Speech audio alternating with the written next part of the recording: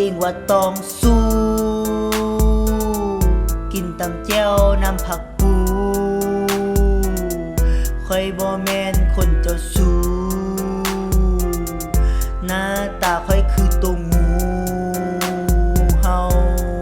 ค่อยยังโสดอยู่ย้อนบ่มีผู้ใดเอาค่อยก็ต้องเศร้าค่อยก็ต้องเหงาค่อยมันจน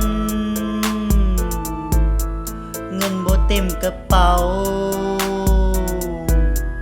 หน้าตาค่อยคืองูเห่าผู้สาวก็เลยบ่เล่าใจโอ้เดโอ้เดวาสนาเดคืออภัพเดนับตั้งแต่มื้อนี้เป็นต้นไปค่อยจะตั้งใจหาเงินค่อยจะตั้งใจหาเงินค่อยจะตั้งใจเฮ็ดเวียกค่อยจะตั้งใจทำงานให้มันดีกว่าเก่าจะบ่สนกับไผจะบ่ไปกินเหล้าจะบ่เหาะบ่เที่ยวจะตั้งใจหาเงินให้มันเต็มกระเป๋าซื้อคำมาใส่คอ